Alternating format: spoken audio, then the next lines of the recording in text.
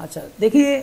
JDK में एक class है, उस क्लास का नाम है ऑब्जेक्ट, ठीक है, कैपिटल ओ से ऑब्जेक्ट। ये क्या है? ये पेरेंट है तमाम क्लासेस की, ठीक है, यानी कि आप समझें कि ये सुपर क्लास है, जितनी भी क्लासेस जो है वो जावा में एग्जिस्ट करती हैं उन तमाम की। Our classes are always subclass of object, so we generally omit to inherit from object, it is done implicitly. यानी कि इसका मतलब ये है कि यानी कि जैसे आपको मैंने बताया था ना कि अगर आप कोई भी कंस्ट्रक्टर ना डिफाइन करें, फ़र्ज़ करें ये क्लास हो और आपने ये कंस्ट्रक्टर ना डिफाइन किया हो, तो जो एम्प्टी कंस्ट्रक्टर है वो बाय डिफ़ॉल्ट जो कंपाइलर है वो हमारी क्लास में इंजेक्ट कर देता है at the time of compilation.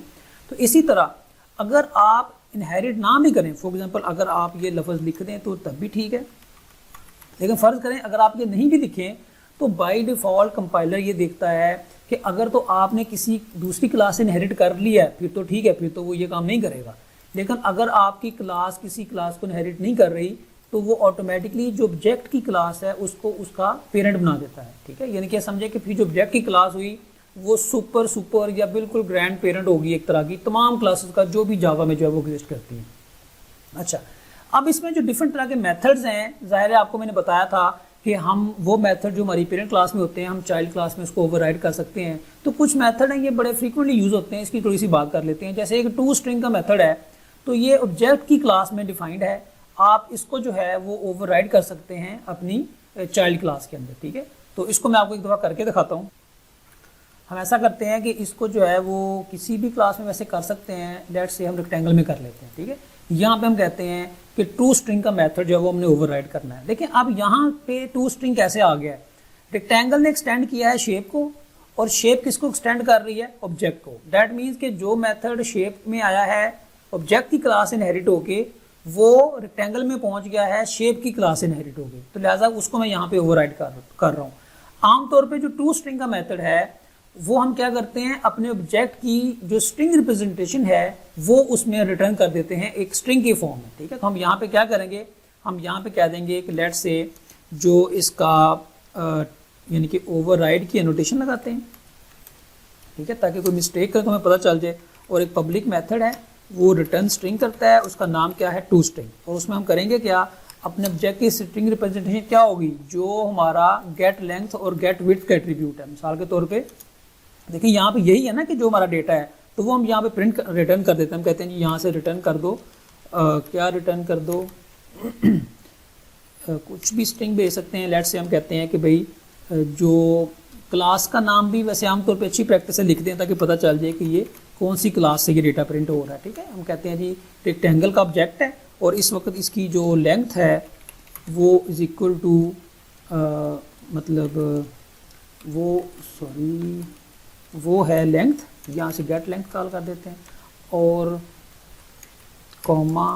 Width is equal to यहाँ पे फिर कह देते हैं कि भाई गेट विड्थ, यानी कि हमने जो भी दोनों पैरामीटर थे उसके उनकी हमने वैल्यूज़ को यहाँ पे प्रिंट कर दिया है और इसके साथ हमने यानी कि बस इसको रिटर्न कर दिया। आप समझें कि हम जो ऑब्जेक्ट की जितना भी इंस्टेंस वेरिएबल्स होते हैं हम उनको एक स्ट्रिंग की फॉर्म में कंकैटिनेट करके प्रिंट कर देते हैं ताकि जब उसको प्रिंट किया जाए तो यूज़र को पता चल जाए कि भाई इस वक्त इस ऑब्जेक्ट का जो है वो डेटा क्या है। तो इसको एक दफ़ा जो है वो यूज़ भी करके देख लेते हैं। मिसाल के तौर पे अब मैंने इसको रेक्टेंगल में ओवरराइड किया है ना, तो हम यूँ करते हैं कि यहाँ जाके एक ऑब्जेक्ट बनाते हैं, इसको ख़त्म कर दें, इसकी अभी हमें ज़रूरत नहीं है। हम यहाँ पे कहते हैं कि भाई एक रेक्टेंगल का ऑब्जेक्ट बनाओ, rectangle is equal to new rectangle, और इसका ID 1 है, लेंथ इतनी है, विड्थ इतनी है, और बाद में क्या करो यानी कि वहाँ से हमें एक स्ट्रिंग आएगी तो हम डायरेक्टली कह सकते हैं ना कि for example rectangle dot to string का मेथड कॉल कर सकते हैं, ठीक है। तो इस तरीके से आप देखेंगे कि जब मैं इसको कॉल करूँगा तो जो इसकी लेंथ और विड्थ है उसकी वैल्यूज़ को ये प्रिंट कर देगा।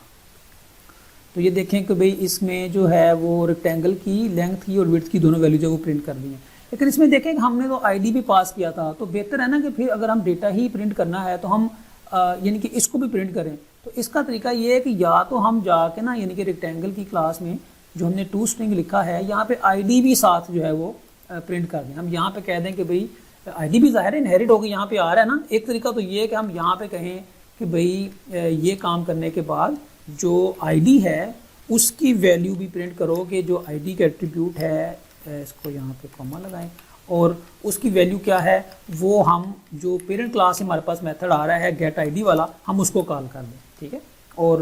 इसके साथ जो मजीद कंकैटिनेट कर दें। एक तरीका तो ये है कि भाई जो पेरेंट क्लास का डेटा है वो भी हम प्रिंट कर दें, ताकि जब कोई यूज़र अपने कंसोल पे ऑब्जेक्ट की वैल्यूज़ को ऑब्जेक्ट को प्रिंट करे तो तमाम डेटा के जो मेंबर्स हैं वो सारे प्रिंट हो जाएं। एक इसका ये तरीका है। लेकिन आप फ़र्ज़ करें ना कि जो पेरेंट क्लास है अगर उसमें 7, 8, 10 एट्रीब्यूट्स हों तो हमें तो वो तमाम यहाँ पे फिर गेटर सेटर यानी कि उनके गेटर्स लगा लगा के उनको कंकैटिनेट करना पड़ेगा। तो इसकी एक अच्छी अप्रोच ये होती है कि हम क्या करते हैं, पेरेंट क्लास में जाते हैं और यहाँ पर टू स्ट्रिंग को डिफाइन कर देते हैं। हम कहते हैं भी यहाँ पे क्या करो, टू स्ट्रिंग को डिफाइन कर दिया हमने, कहते हैं जी ओवरराइड किया हमने किसको, टू स्ट्रिंग के मेथड को, पब्लिक स्ट्रिंग और टू स्ट्रिंग,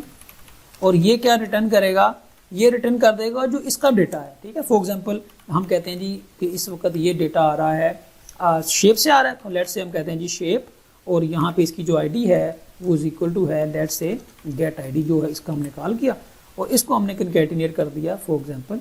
इसके साथ, और ये हमने यहाँ से ये रिटर्न कर दिया। अभी तो देखें ये एक एट्रीब्यूट है, आप समझे ना कि अगर फॉर एग्जांपल एक से ज़्यादा एट्रीब्यूट्स हों तो फिर हमें वो ये क्लास अपने एट्रीब्यूट प्रिंट कर देगी, और जो इसकी चाइल्ड क्लास होगी बजाय इसके कि हम इसको रिपीट करें इस कोड को, हम क्या कर देंगे यहाँ पे जाके कह देंगे कि इसके साथ ये सारा काम करो, लेकिन इसके साथ जो सुपर क्लास है उसका टू स्ट्रिंग भी कॉल कर लो, ताकि अगर सुपर क्लास के कुछ एट्रीब्यूट्स हैं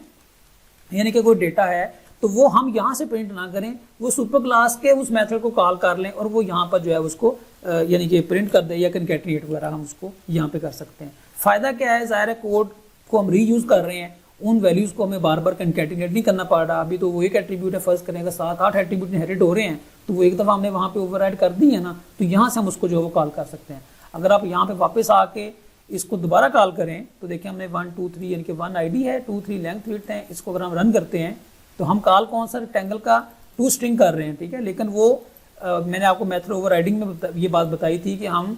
पेरेंट क्लास के मेथड को भी कॉल कर सकते हैं यूजिंग सुपर कीवर्ड। ठीक है, from the child class method definition. तो अभी हमने एग्जैक्टली वही वाला काम किया है। तो आप देखेंगे कि अभी जो ये वैल्यू प्रिंट करेगा ये 2, 3 भी प्रिंट करेगा रेक्टेंगल की क्लास के अंदर जो हमने टू स्ट्रिंग डिफाइन किया है, और आईडी भी प्रिंट करेगा जो इसने इनहेरिट किया हुआ है। तो ये देखें ज़रा, रेक्टेंगल से आ रहा है लेंथ 2, विड्थ 3, और ये हमने स्पेस वहाँ डालनी भूल गए हैं, और शेप से क्या आ रहा है, आईडी की वैल्यू जो है 1। तो इस तरीके से हम अपने ऑब्जेक्ट की जो स्ट्रिंग रिप्रेजेंटेशन है उसको